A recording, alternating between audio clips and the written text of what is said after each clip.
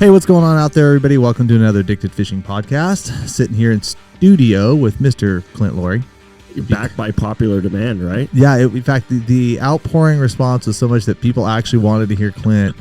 Well, actually, I didn't read any of the comments, and that's probably a complete lie. Did you read any comments? Did people go, "What the heck is Clint doing in the podcast?" No. I don't know. Not one of my friends even texted me, so I don't know. But I do have a face for a podcast, so. Me too, buddy. I hear you on that one. But we're out here. Speaking of faces for podcasts, though, who else do we got? We have Mr. Sam Baird, the hashtag anti-pro himself. How's it going, Sam? Hey, pretty good, guys. How you all doing? Doing good. And, Clint doesn't have a face for a podcast. Clint has a face for prison. Well, he's been there a few times. Yeah. I can only guess. Yeah. I can only imagine. I'm not talking about it. I'm just kidding. I wouldn't either. I've never even been arrested. I have taken a ride in a cop car, but I've never been arrested. I wish I could say the same. Yeah. Oh my gosh. Well, Sam Baird, this is the first time joining on our podcast. You have Slammin Sam's Guide Service, correct? Slammin Salmon Guide Service. Slammin Salmon. Yeah, the Slammin Sam name actually got stolen from me a couple years ago by a different guide. Or the Slammin Sam name. Slammin. Well, where's that guy at? We need to find him. I'm kidding. It's not a guy, it's a girl. Okay. Yeah, we won't talk about that. It may have caused a social media uproar. Ooh, wow. Yeah. Well, you're used to Pretty uproars. You're used to uproars, right? But normally I'm the one causing them. Oh, true that. Yeah, so if somebody else brings the heat, I'm not used to that. Interesting. That's how this industry is. It's the one who strikes first, right? This sounds like this story could be its own podcast. Yeah, I'm kind of like... This story could be its own podcast. It involves all kinds of fun stuff. Interesting. Yeah. Stay tuned. We'll talk about this. We're going to talk about this offline and see what's going on. But no, Sam, so you're sitting over there. Whereabouts do you live and whereabouts do you guide? And tell us a little bit about your guide service. So I live in Wenatchee, Washington, so right smack dab in the middle of the state. Where I guide is pretty much just the upper stretches of the Columbia River. I don't go down there and play down there in the lower river with all you guys. I stay up here in the land of the boots. Basically, so what I guide is a limited season of, I do April, May, and June on Lake Chelan for Kokanee, which is actually a very popular fishery for us up here. It's a tourist destination lake, so we get a lot of people that travel there, and a lot of folks, when they get there, they don't have much else to do, so they want to go fishing, and we hit that. And then July and August, I fish sockeye on the upper Columbia, basically from Wenatchee to Brewster. We chase the fish up there, and most people know the Brewster Pool fishery because it's an absolute. It's basically our Drano toilet bowl or our buoy 10. It's an absolute zoo, but it's fun. And then August, September, I chase the fall chinook on the Hanford Reach. So that's basically pretty much my guide season that I run. What do you do the rest of the year?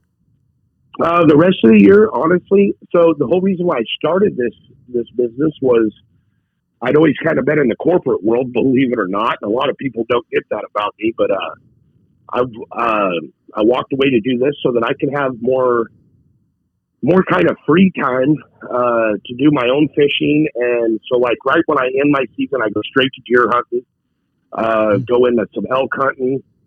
And then I basically just travel around and fish. Like this year I traveled over and fished with Cam over on your guys' side of the mountain, chasing some chromefish, which I'm not used to over here. But then also started my own line of scent, fishing scent called Slammin Sam's Anti-Pro Scent. Started that up with an established brand with Shane Magnuson of Northwest Bait Scent. So now, literally, my off season has become more work than when I'm actually fishing. Trying to keep up with all that, of course, the social media, keeping up with my following there. So it's become a full time job, even though I never expected it to be. Interesting. Yeah, doesn't sound like a bad life. It's not a bad life at all. I I complain sometimes about how hectic things get, the amount of phone calls and messages and all that. But, you know, in the social media world, we put ourselves out there as fishing guides. And someone like me who tries to help everybody to become a better fisherman, and even just a better outdoorsman altogether, and offers up information, you know, I'm kind of asking for those people to reach out all the time. And so, you know, get kind of complaining sometimes. I don't get a lot of time to myself, but honestly, I've truly been blessed with the life that I live in the outdoors, and it's something that I truly love to share with folks.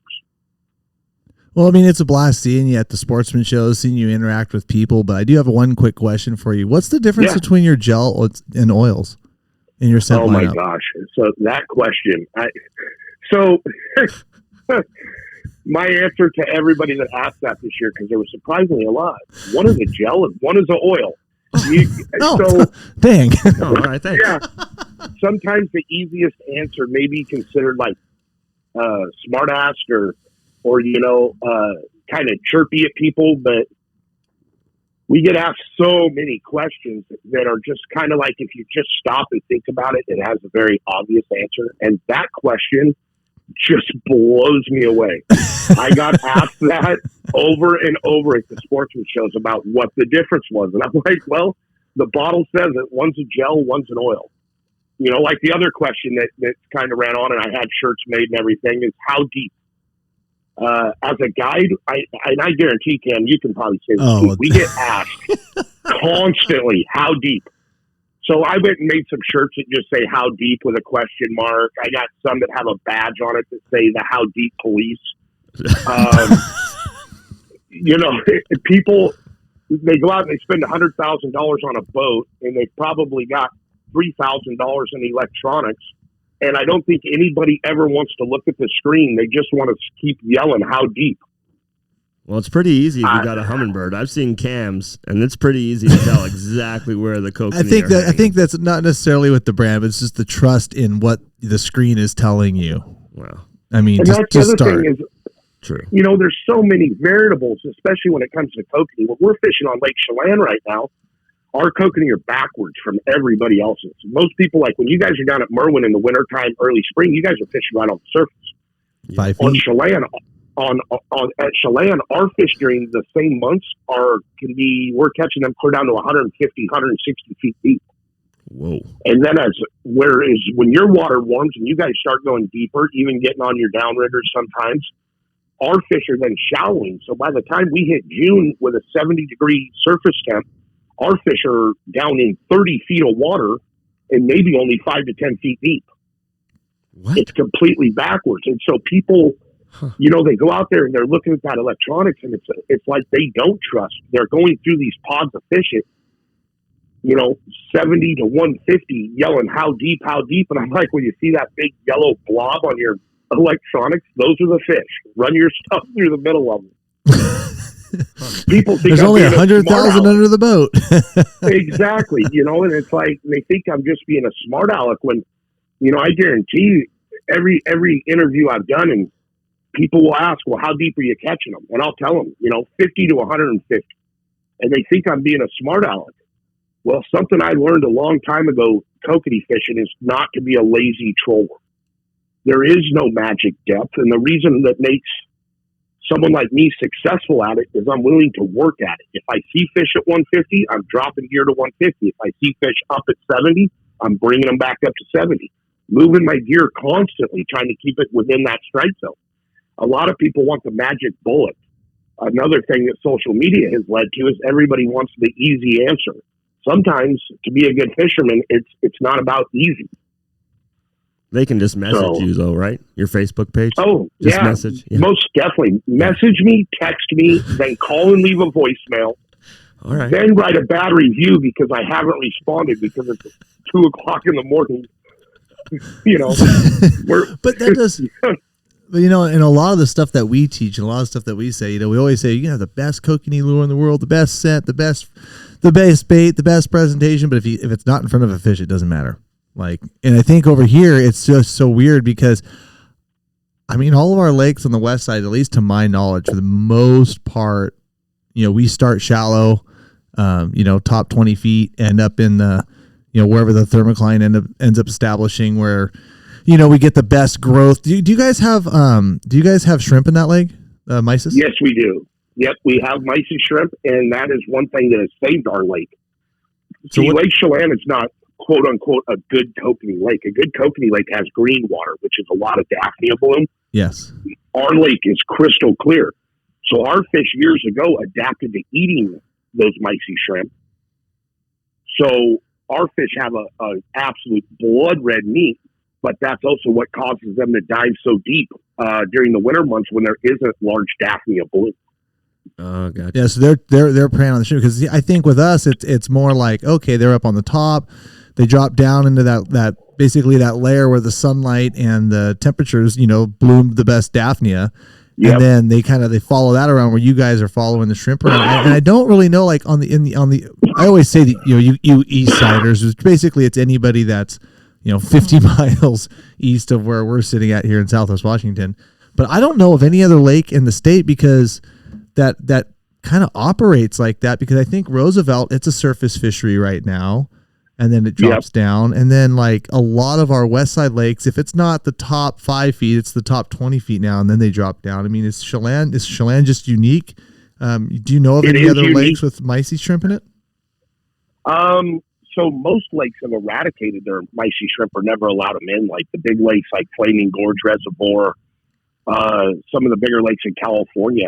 I do not know, Cam, of any other lake that fishes like Chelan, and that's where it can be so frustrating to people to come out there. Yeah, they're used to fishing this stuff on the west side or even northeast, and then they go to Chelan, and it's they better bring the big gear.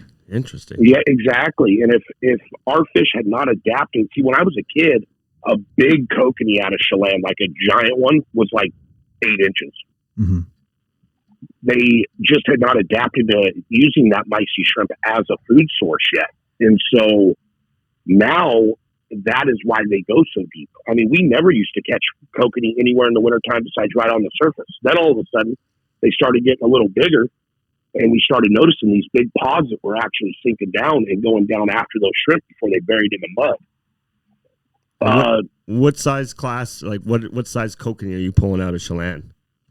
So the other thing is about kokanee is what a lot of people don't understand. Like guys like me who go out and catch. I mean, I'm normally between 2,000 and 2,500 a year guiding out of there, and people think that that's an extreme amount, but they don't realize that we actually do have a spawn escapement goal there that ranges about 18 to 23,000. Last year, I think we had 180,000 spawners. So size is relevant to food source. Mm-hmm. And population, population density. Our size class this year on the big end, the spawner size will be 14 to 16 inches. They never much get bigger than that, just because of these sheer overall numbers of fish. Yeah. I mean, But a 16-inch kokanee is still a good kokanee. It's a great kokanee. I mean, if we can average limits, what I always tell everybody is I want 50-50 limits. I want 50% bigs and 50% next year's fish. That gives you, because we have a 10-fish limit, so that gives you a good stringer of fish. About 10 years ago, we had a really bad flood that killed off a huge portion of the fish. And it actually, everybody was like, oh no, it's horrible. It did nothing but good to our lake. Our fish were averaging 18 to 21 inches. And still on a 10-fish limit. That would be sweet. Can you imagine if Merwin was like that? No, it happened. It happened. I don't know, 5-6 years ago. There was a big fish year, but then it kind of quickly got inundated with recruitment from Yale and overspawning, and now it's kind of back to where it's at. Yeah, we've seen those. We've seen those cycles. We've seen those cycles a lot, and that's what produces world records in Oregon lakes and all the like. Yeah. So kokanee, I always consider kokanee the perch of the salmon world. They will overpopulate everything because they're such a prolific breeder. Kokanee find a way. They say that, trout, any basically salmonoid species needs flowing water to spawn, but yet we've proved over and over that kokanee will shore spawn if there's not enough room in the tributary creeks. Yeah. So like on Lake Chelan, they only count the 2 contributory creeks to the Stehekin River, which feeds the lake. now they're finding that these kokanee are not only spawning in those two creeks, but they're spawning in the mainstream Stehekin. They're making it up all the feeder creeks, 57 miles down lake, plus they're shore spawning at the mouths of them. So they literally just overpopulate everything. Our fish and game department, we've told them for years, we need a 20, 30 fish limit on Chelan to even try to knock them down. But of course, not being a proactive department, they just won't listen to us. Well, I mean, even the thing is, people have always thought like, okay, bringing those limits up, like Merwin used to have a 16 fish limit, and I think just because of ease of regulation, i.e. laziness, they made it a 10 fish limit, like kind of everywhere, including, or excuse me, not Merwin, but Yale had the 16 fish, and they brought it down to 10. And they just wanted to have a consistency between a lot of the lake limits, so they went to 10. But the reality is like, even as kokanee fishermen, I don't think like, with the best rods, the best hooks, the best gear in the world, like, you are never going to kill them all, because you do lose some. You do lose a lot of them. Like, the reality is like, that naive fish bites that bait and all of a sudden wises up. Like, I don't think us as anglers are capable of killing all of them, even if the limit was 50. Like, I don't think there's just no way. We're just not good enough as anglers, and the kokanee are just too tricky. Yeah. Well, if you look back in the day, some of the commercial fisheries they had on Pend Oreille and Coeur d'Alene and Dorsac when I was a little boy, they had commercial fisheries out there where the limit was 600, and they never could make a dent in them. No kidding. Nuts. Just because, you just cannot catch enough. Well, it was all hand line.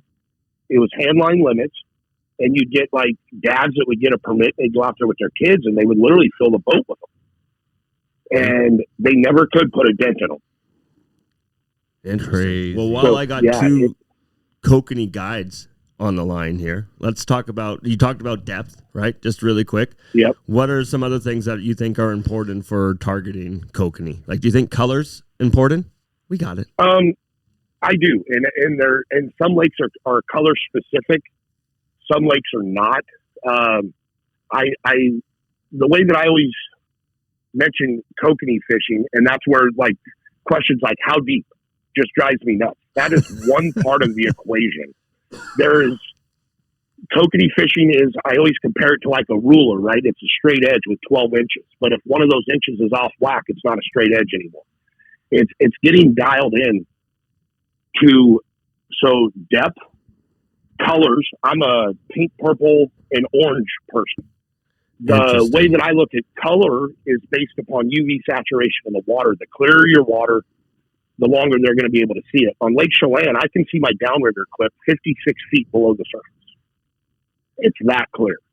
Okay. That's wild. I do it way dumber. I don't have a UV penetration scale that I use. I just know pink works for me at Merwin, and Yale is a green lake. That's all I know. Yale's an orange lake. Get the hell out of here. Oh, well, it's green for me. So funny story though. If you look at orange, why orange is my all-time favorite color on every lake. If you look at like cured corn that is orange, if you pour that liquid in the top surface of your water, like off the edge of your boat, get back to me and tell me what color you see. You will not see orange. You'll see chartreuse green that looks like antifreeze. Mm-hmm. Because the UV hitting that orange and with the color of the water changes that color from orange to chartreuse green. If you hit orange, like that ass bait guy from Procure has UV in it. If you dye your corn orange and then hit it with a black light, depending on the angle of that black light, that corn changes color. Everything from yellow to red. Sometimes you'll see orange, you'll see that chartreuse green.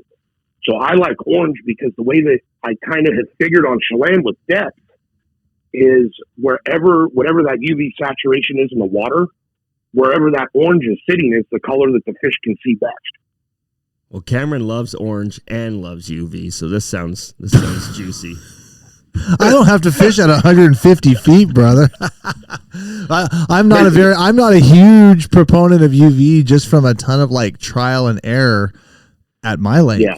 Like I've done the UV on this side of the boat, done that, played with the lures, fluorescence all day, but UV just I don't know, but what we see and what we perceive as UV, as far as like, people put that tape on chrome flashers and they call it UV, and it's like, okay, no, that's just reflecting, the light differently, what's available down there. And to me, like, chrome reflects the light, like reflects what UV is down there. So like, we can put the pretty UV moon jelly tapes on.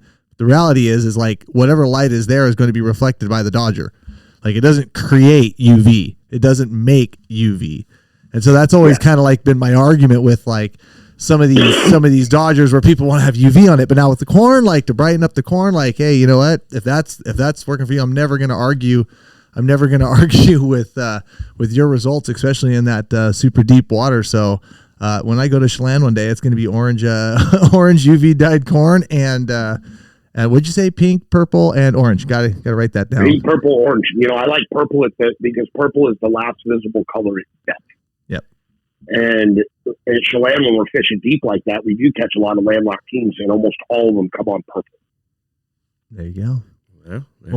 So, something else that I want to bring up, is another answer to questions that I get hit with a lot is people are like, what is the best thing that you use, or what do you catch most of your kokanee on? And my answer just pisses people off. Confidence. Experience. It's not a lure. It's not a scent. It's not, people overthink kokanee to such a max, and they think you have to use certain things. And you know what? If you get it where the fish are and you have a decent bait, they're going to hit it. They are a very, very aggressive fish. Folks think they have to have the secret weapon.